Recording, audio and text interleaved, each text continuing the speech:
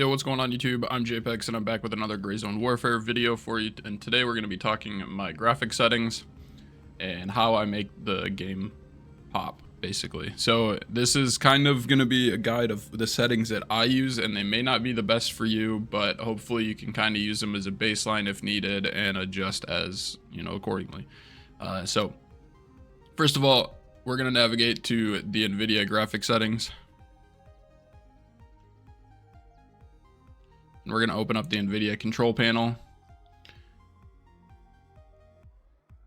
So you can either search for this or click the little Nvidia settings, right click this option and then click the Nvidia control panel.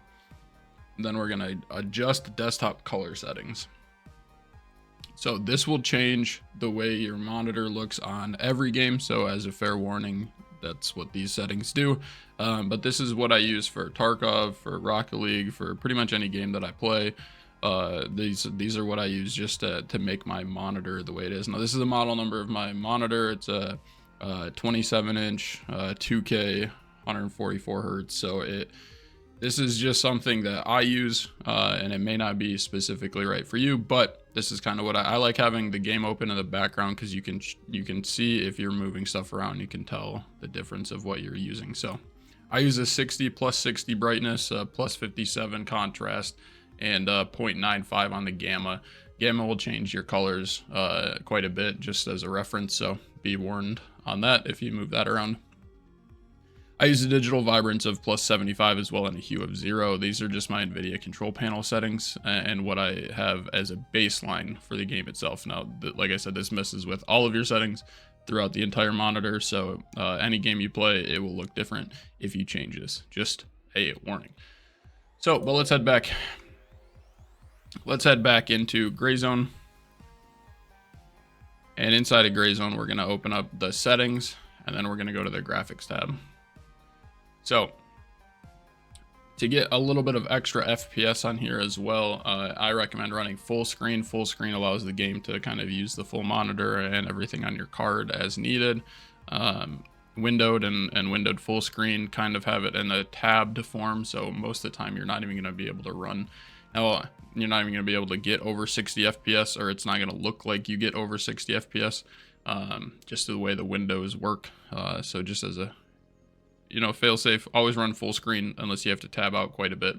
But like I said, I run in 2K, and I run on a 60 FOV. I probably will need to make a video about why FOV matters, because it does make a big difference in some of the scopes. But I just run on 60 just because that's what I've been enjoying scope-wise. All right, now to the settings that actually change the colors. I run a brightness of 140, a contrast of 120, a saturation of 155, and a gamma of 110. So these are, as you have the game open behind you, you can mess with these settings, like saturation at 155, for example. If I move it down, you can see it gets a little more dull. That's why I run on the 155 itself. We'll set that back to 155. You can kind of use the arrow keys to adjust and move over as you need as well. But gamma 110, like I said, this is gonna what changes the colors quite a bit. It just is a dependence of what your monitor is itself, and how your monitor settings or what you enjoy the game to look like. I like to have the greens look a little more different than all the rest of some stuff, because there's multiple shades of green.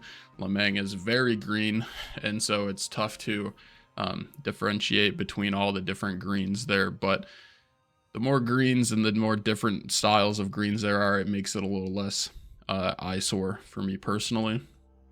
Now I run on epic everything settings, so this is normally epic as well on post-processing. I personally use a tritanope colorblind mode with a strength of 3. This is the difference between the off and on. It just adds a little more extra shadows for me personally.